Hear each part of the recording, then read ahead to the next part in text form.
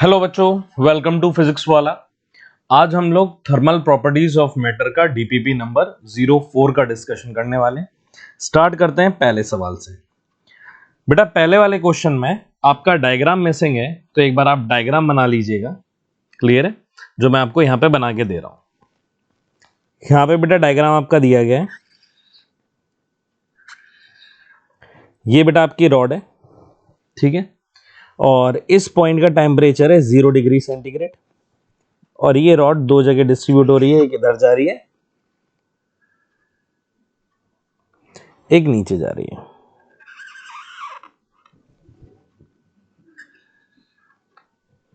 Clear है? तो इस पॉइंट का टेम्परेचर है 90 डिग्री सेंटीग्रेड और इस पॉइंट का भी टेम्परेचर है 90 डिग्री सेंटीग्रेड। और आपको बेटा इस जंक्शन का टेम्परेचर, इस पॉइंट का टेम्परेचर T पूछा गया। क्लियर है? डायग्राम में से बेटा मैंने आपके डीपीपी में अपडेट कर दिया है, तो आप लोग इस डायग्राम को फॉलो करना। क्लियर है?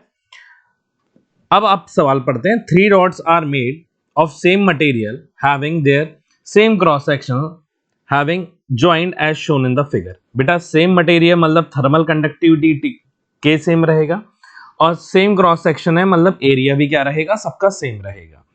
ई join in the same length, L भी सेम है। The left and right end are kept at 0 degree. Left hand बेटा ये वाला 0 डिग्री है और राइट हैंड हमारा कितना है, 90 डिग्री पे। The junction of the 3 rod will be at the temperature. अब यहां पे हमसे बेटा टेम्परेचर जंक्शन का पूछा गया है। क्लियर है? अब यहां पे बेटा एक काम करता हूं कि मुझे क्योंकि पता है कि जो टेम्परेचर फ्लो करेगा वो higher temperature to lower temperature flow करने वाला है, तो डायरेक्ट अगर मैं यहां पे टोटल करंट लिख दूं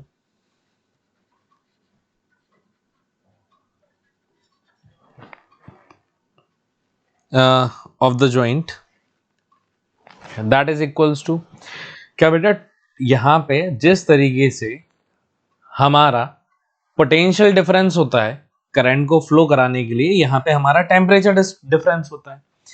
तो अगर मैं इसकी बात करूं, क्योंकि सेम मटेरियल है, सेम क्रॉस सेक्शन है, तो रेजिस्टेंस भी तीनों का क्या रहेगा बेटा, सेम रहेगा। और ये रेजिस्टेंस कौन सा है, थर्मल रेजिस्टेंस है। क्लियर है कि नहीं है? तो यहाँ पे अगर इस रॉड की बात करूं 1 की, तो यहाँ पे बेटा टेम्परेचर डिफरेंस क्या आ जाएगा, T माइनस 0 अपॉन आर। अगर इसकी और इसकी बात करूंगा तो बेटा हाइयर टेम्परेचर कौन सा हो जाएगा, that is will be T minus 90 by R. ये डिफरेंस आ जाएगा, और प्लस इसका और इसका लिखूंगा तो that is also T minus 90 upon R. और सम ऑफ करंट किसके बराबर हो जाएगा बेटा, 0 के बराबर।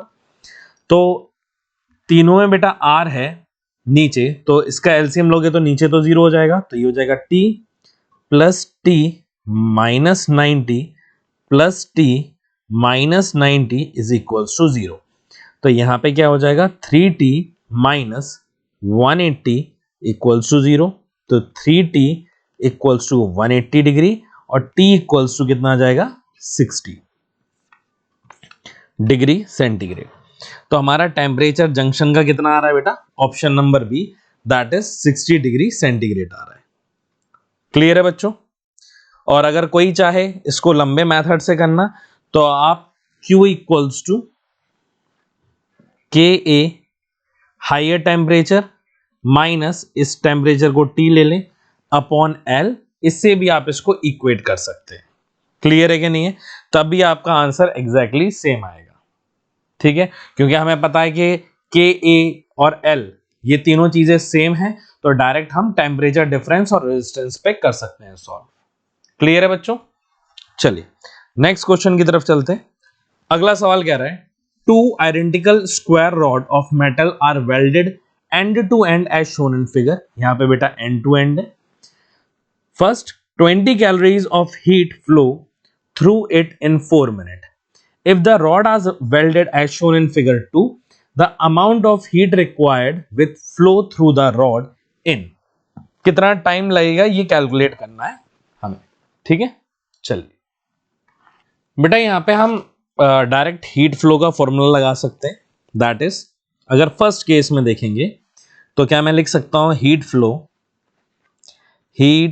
Flow rate that is equals to D H upon D T, ये किसके बराबर आ जाएगा, K A delta T upon L. तो यहां पे डी एच कितना दिया गया है, हीट फ्लो कितनी है 20 कैलोरीज, और टाइम कितना लगा है 4 minute, that is equals to K A into delta T. और यहाँ पे बेटा लेंथ एल और एल कितनी हो जाएगी, 2L हो जाएगी।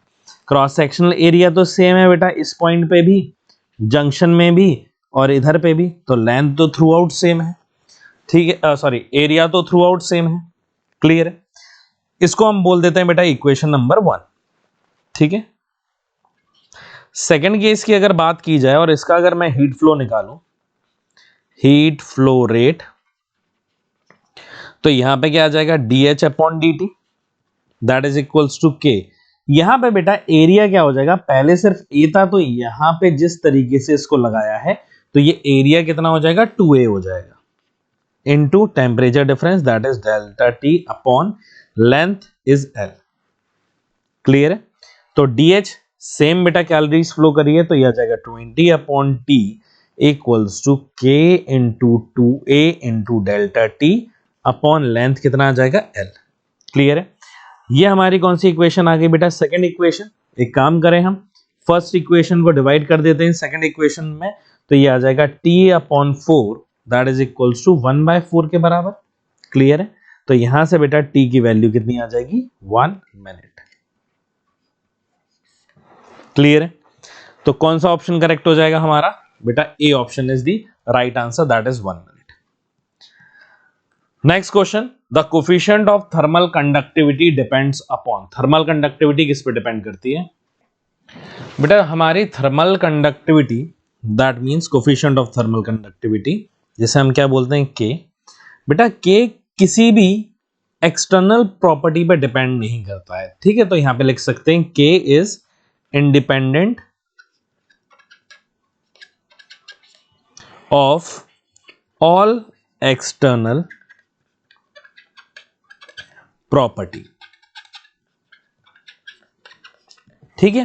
के सिर्फ डिपेंड किस पे करता है, के depends on the internal property,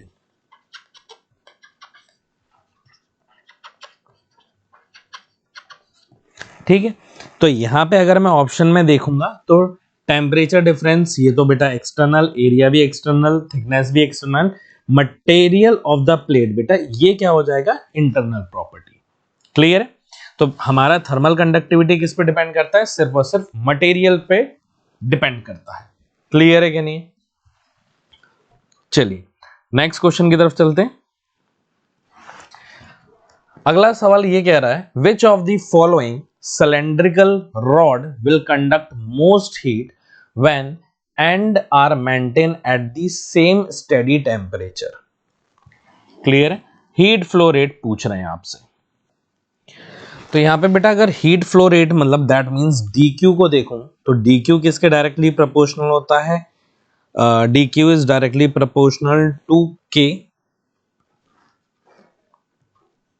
आपका मटेरियल की थर्मल कंडक्टिविटी, ठीक है, into area of cross section into delta T, ठीक है, डिवाइडेड बाय इनवर्सली प्रोपोर्शनल होता है लेंथ का।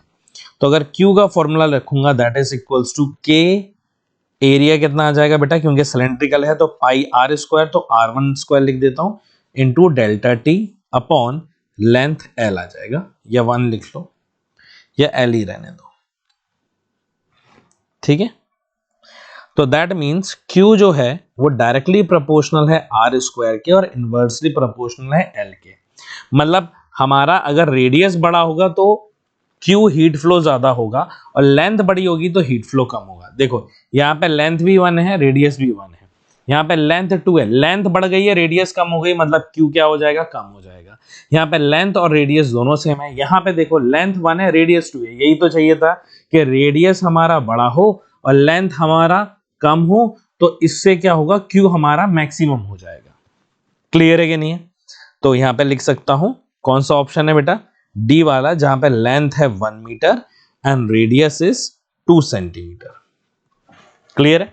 तो कौन सा ऑप्शन करेक्ट हो जाएगा बेटा, option number D is the right answer. Next question, gravitational force is required for, बेटा इसका जो करेक्ट आंसर है that will be option number B, convection के लिए। रेडिएशन के लिए बेटा कोई भी मीडियम की रिक्वायरमेंट नहीं है, radiation does not require any kind of medium, ठीक है। अगर कंडक्शन की बात करें तो कंडक्शन में भी सेम मीडियम की जरूरत है, पर it does not require gravitational force, ठीक है। अभी हमें किस पे बताना है, ग्रेविटेशनल फोर्स। कन्वेक्शन के केस में जरूरत होती है, क्योंकि कन्वेक्शन के केस में क्या सर्कुलेशन होता है। सर्कुलेशन मतलब जो part in contact of heat रहता है या नियर बाय रहता है हीट के, तो उसकी डेंसिटी क्या हो जाती है, कम। जिसकी डेंसिटी कम हो जाती है बेटा वो कहां चला जाता है, ऊपर की तरफ जाता है, और हायर डेंसिटी के जो मॉलिक्यूल्स रहते हैं वो नीचे की तरफ आ जाते हैं। और इसी फ्लो के कारण आपका क्या प्रोसेस हो रहा है बेटा, हीट ट्रांसफर का प्रोसेस होता रहता है। तो ग्रेविटेशनल फोर्स की रिक्वायरमेंट आपको किस केस में होती है, सिर्फ और सिर्फ कन्वेक्शन के केस में। क्लियर है कि नहीं है, बिना ग्रेविटेशन फोर्स के कन्वेक्शन पॉसिबल नहीं होगा। चलिए अगले सवाल की तरफ चलते हैं। The layer of atmosphere are heated through, बेटा हमारी अलग अलग जो लेयर्स दी गई हैं वो किसके थ्रू हीट करती हैं, तो that the correct answer is due to convection. Clear है कि नहीं।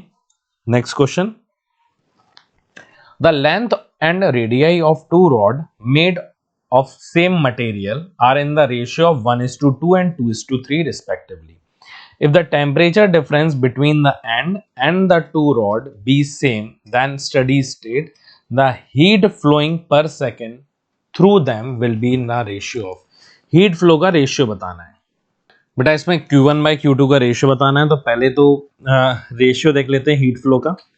Q इक्वल्स टू फॉर्मूला क्या होता है, K A delta T upon length L.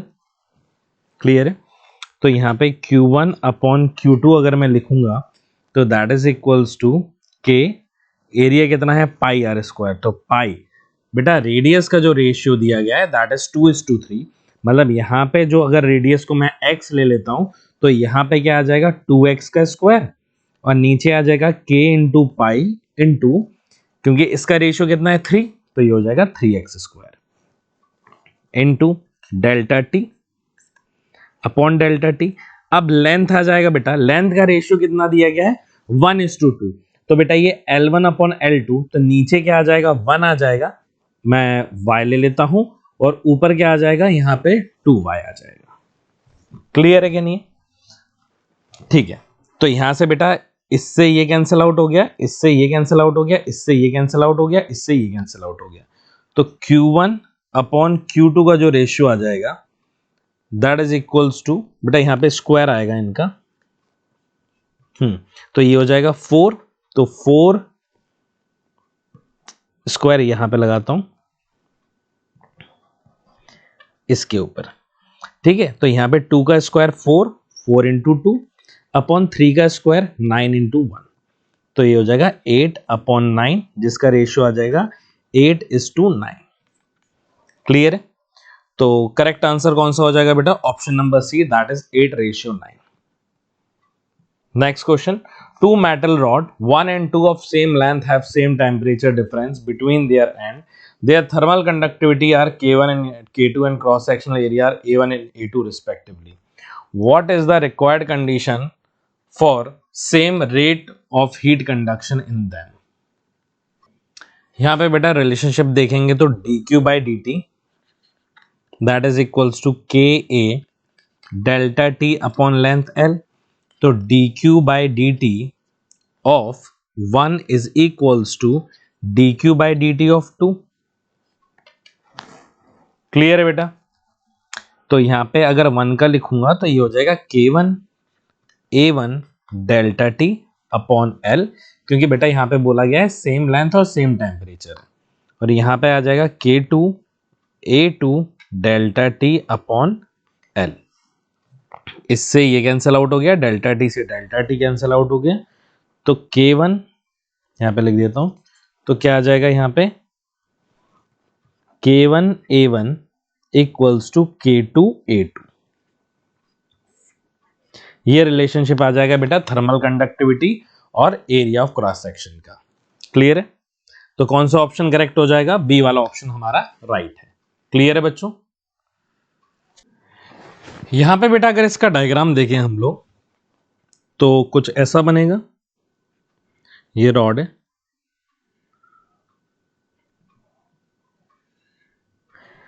और ये वाला टेम्परेचर कितने पे है बेटा? 20 डिग्री सेंटीग्रेड पे मान लेते हैं और इस पार्ट को हम लोग 100 डिग्री सेंटीग्रेड पे। ठीक है, आपको ये टेम्परेचर एट जंक्शन मतलब मिड पॉइंट पे निकालना है। तो यहां पे बेटा टोटल लेंथ कितनी दी गई है इसकी? 20 सेंटीमीटर। लेंथ सेम है दोनों की, ठीक है, क्योंकि यहां पे भी बेटा जो लेंथ है दैट इज L/2, यहां पे भी जो लेंथ है वो कितनी होगी? L/2। दोनों का मटेरियल, क्योंकि बेटा एक ही रॉड है तो मटेरियल भी सेम है। क्लियर है? और क्रॉस सेक्शनल एरिया भी दोनों का क्या रहेगा बेटा? सेम रहेगा। तो डायरेक्ट मैं निकाल सकता हूं कि heat flow H1 plus H2 किसके बराबर होगा? 0। तो इसको डायरेक्ट लिख सकता हूं बेटा temperature difference delta T1 upon R1। बेटा इसका रेजिस्टेंस ले लेते हैं थर्मल, और इसका भी क्या हो जाएगा? सेम ही है, लिख देते हैं R2, पर है तो एक्चुअल में वो R1 के ही बराबर, plus delta T2 upon R2 equals to 0।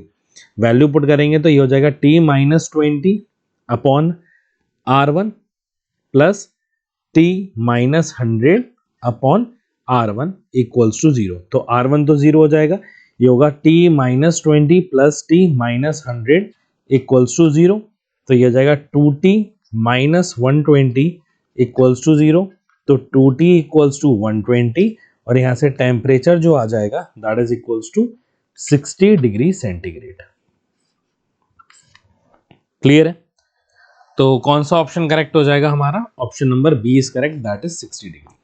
ठीक है बच्चों, चलिए नेक्स्ट क्वेश्चन की तरफ चलते हैं। Consider a compound slab consist of two different material having equal thickness and thermal conductivity K and 2K respectively. The equivalent thermal conductivity will be. बेटा दोनों को ऐड कर दिया तो इक्विवेलेंट पूछ रहे हैं। तो बेटा इक्विवेलेंट थर्मल कंडक्टिविटी निकालनी है स्लैब की, तो हम लोग की बेटा टोटल लेंथ कितनी हो जाएगी? दैट इज इक्वल्स टू, मतलब एक रॉड ये है जिसका क्रॉस सेक्शनल एरिया क्या है? A, और लेंथ कितनी है? L, और इसकी थर्मल कंडक्टिविटी K है और इसकी थर्मल कंडक्टिविटी 2K और इसकी टोटल लेंथ भी कितनी दी गई है? L दी गई है।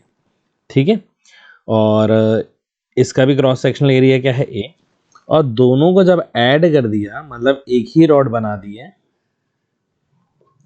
तो इसका हमें क्या निकालना है? K equivalent. Cross sectional area कितना है? A, और लेंथ कितनी दी गई है? 2L दी गई है। क्लियर है? तो यहां पे क्या लिख सकते हैं इक्विवेलेंट के लिए? 2L upon K equivalent into cross sectional area A is equals to L upon K, plus यहां पे क्या आ जाएगा? L upon 2KA। तो A कैंसिल आउट हो गया, L कैंसिल आउट हो गया, तो यहां से K इक्विवेलेंट कितना आ जाएगा? K equivalent equals to 4/3 times of K। Clear है? तो हमारा करेक्ट ऑप्शन कौन सा आ जाएगा? Option number B is correct, that is 4/3 K। Next question की तरफ चलते हैं। Under steady state the temperature of the body will. Steady state में क्या होता है टेम्परेचर के साथ? तो बेटा स्टडी स्टेट में हमारा जो टेम्परेचर रहता है वो टाइम का फंक्शन नहीं होता, बट अलग अलग पॉइंट पे depending upon the cross sectional area change हो सकता है।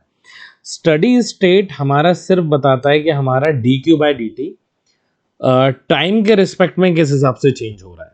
क्लियर है? तो अगर स्टडी स्टेट बोल दिया है तो टाइम के साथ ये चेंज नहीं होगा, टाइम के साथ ये कांस्टेंट रहेगा, पर हाँ अलग अलग पॉइंट पे टेम्परेचर अलग अलग हो सकता है। तो करेक्ट ऑप्शन कौन सा आ जाएगा? Option number D is correct. Clear है बच्चों? नेक्स्ट सवाल।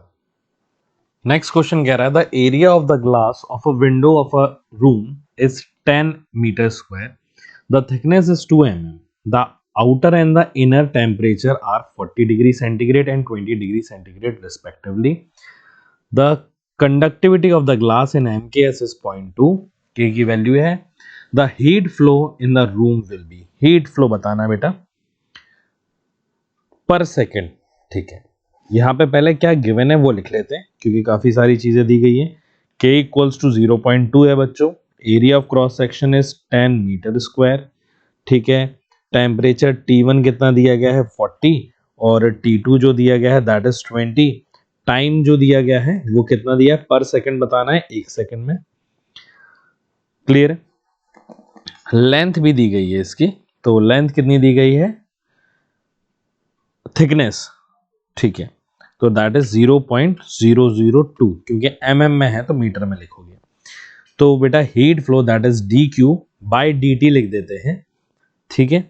तो टाइम तो 1 सेकेंड है, तो q से चल जाएगा, k into a into D T upon D X. तो that is equals to k कितना है 0.2, एरिया कितना है बच्चों 10, और टेम्परेचर डिफरेंस तो 40 माइनस 20 दैट इज 20, और इंटू 1 डिवाइडेड बाय, यहाँ पे बेटा लेंथ कितनी दी गई है 0.002। तो यहाँ से हीट फ्लो Q जो आ जाएगा that is equals to 20,000 joule, जिसे आप क्या लिख सकते हो 2 इंटू 10⁴ जूल। कौन सा ऑप्शन करेक्ट हो जाएगा हमारा, option number B is correct. Clear है बच्चों। चलिए नेक्स्ट क्वेश्चन की तरफ चलते हैं। The coefficient of conductivity of aluminium is 0.5 calorie per centimeter second, then in order to conduct 10 calories second per centimeter square in the steady state, the temperature gradient in the aluminium metal will be। बेटा यहाँ पे dq by dt के terms में अगर मैं निकालूं तो this is equals to dq by dt is equals to 1 by k times of dq upon a dt के बराबर होगा। ठीक है। तो यहाँ पे delta Q upon delta T is equals to K A, यहाँ पे delta T upon delta X। बेटा एरिया को यहाँ पे भेज दूं और डेल्टा T को अगर मैं इस साइड ले जाऊंगा तो ये हो जाएगा dq by D T per unit area that is equals to k times of delta T upon delta X। और बेटा del Q by del T upon area की जो वैल्यू दी गई है दैट इज 10, और k जो दिया गया है that is 0.5, and this is equals to D T upon delta T upon delta X. Clear है। तो यहाँ पे अगर बेटा इसको सॉल्व करोगे तो ये 10 हो जाएगा, यहाँ से ये चला गया 10 आ गया, 10 into 10 that is 100 divided by 5 that is equals to delta T upon delta X temperature gradient, और यही क्या आ जाएगा बेटा सॉल्व करने के बाद 20 degree centigrade per centimeter. Clear है। कौन सा ऑप्शन सही हो जाएगा, option number C is correct. Next question, the dimensional formula of thermal resistance will be. Thermal resistance का डायमेंशन फॉर्मूला बेटा थर्मल कंडक्टिविटी का डायमेंशन देखोगे तो that is option number A m-1 l-3 t3 and theta की power 1। Clear है। Next, the material used in a manufacturing of a cooker must have K coefficient of thermal conductivity and S specific heat of the material used। मतलब specific heat किसकी ज्यादा होनी चाहिए और thermal coefficient ज्यादा होना चाहिए या कम होना चाहिए। बेटा इसका जो करेक्ट आंसर होगा दैट इज ऑप्शन नंबर ए, कि हमारी K थर्मल कंडक्टिविटी हाई होनी चाहिए,